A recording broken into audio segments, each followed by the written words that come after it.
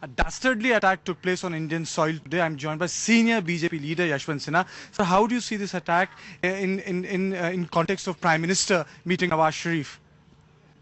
As you said, it's a dastardly attack. It's a very serious development which has taken place.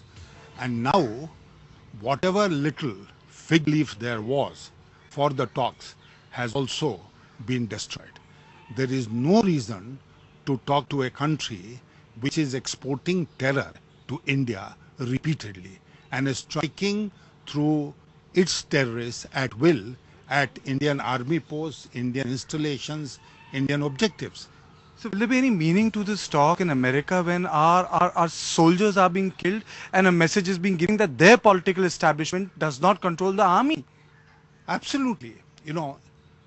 Pakistan has always been Indian. You are aware of the fact that when on the line of control, 5 of our Jawans were martyred, even then Pakistan said its army had nothing to do with it. It were terrorists. Yes. Every time Pakistan mounts an attack on India and says these are terrorists, this is going back to 1947, when they sent the terrorists to India, their own army to India. It happened in Kargil when they sent their own army to India in Mufti. Every time they find some excuse to deny the role of Pakistani army. I have no doubt in my mind that behind all these attacks, including this morning's attack, the Pakistani army's hand is there, and we don't have to look far for evidence. Why is Hafiz Shaheed, why Dawood Ibrahim have the run of the place in Pakistan and they can do what they like? So why talk to this kind of a government which does not have any control over its army, does not have any control over its intelligence agency, namely the ISI? What are we going to achieve by talking to such a Prime Minister of Pakistan? So, you're saying that this will serve us better by saying that we will not talk? I have always said that the alternative to no talking is not war. Between war and no talks, there is a huge space, which we have not explored. So we will say we will not talk. So it doesn't mean that tomorrow we will have to go to war with Pakistan.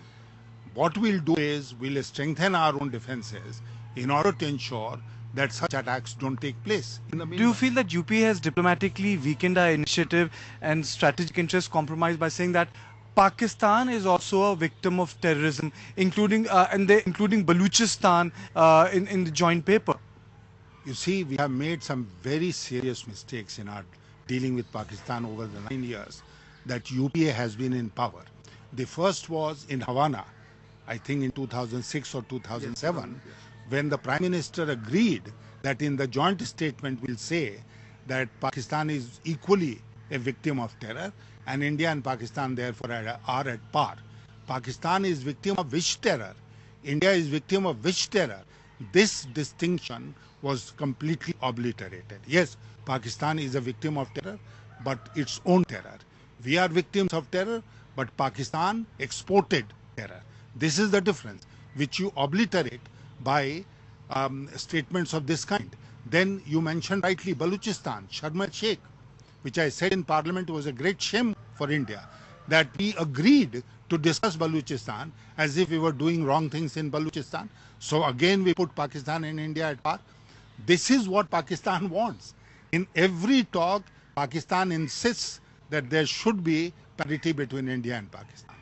And we are creating that parity. Parity which is artificial in nature. Absolutely artificial in nature, and we are conceding that parity to a country like Pakistan, which we know is absolutely, since its inception, has been filled with enmity for India and will continue to rile India, continue to disturb India, and therefore the best option for us is to let them be, let us be, let us strengthen our resolve to stop these terror acts and ensure that we are as free of terror as some of the other countries in the world.